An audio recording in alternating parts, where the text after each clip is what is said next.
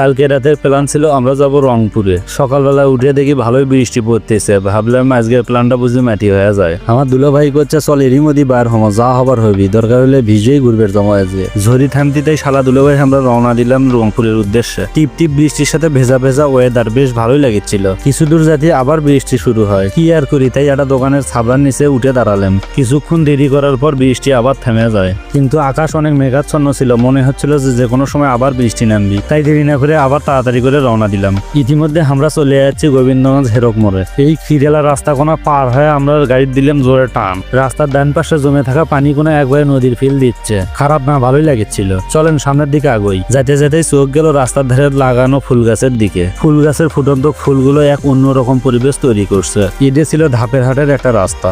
আবার বৃষ্টি শুরু হয়েছে, কি করি, তাই একটা দোকানত বসে একটু চা খেয়ে নিলাম। চা খাওয়া শেষ করে শালাদুলা ভাই আবার রওনা দিলাম।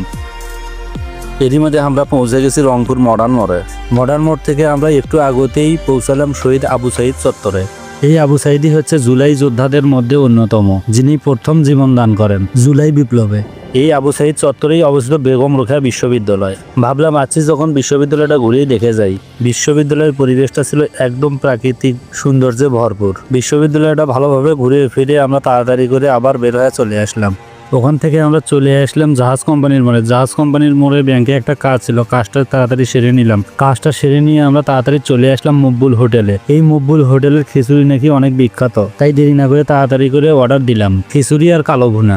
আসলে খিচুড়ি আর কালো ভুনার স্বাদ ছিল অন্যরকম, খেতে বেশ ভালোই লাগতেছিল। খাওয়া দাওয়া শেষ করে আমরা রওনা দিলাম তাজহাটের দিকে। 1.5 থেকে 2 মিনিট গাড়ি চালানোর পর আমরা তাজহাটে এসে পৌঁছলাম। 60 টাকা দিয়ে 2টি টিকিট কেটে আমরা ভেতরে প্রবেশ করলাম। ভেতরে ঢুকেই দেখি চারপাশে শুধু সবুজের সমারোহ। চলুন সামনের জমিদার বাড়ির দিকে আগানো যাক।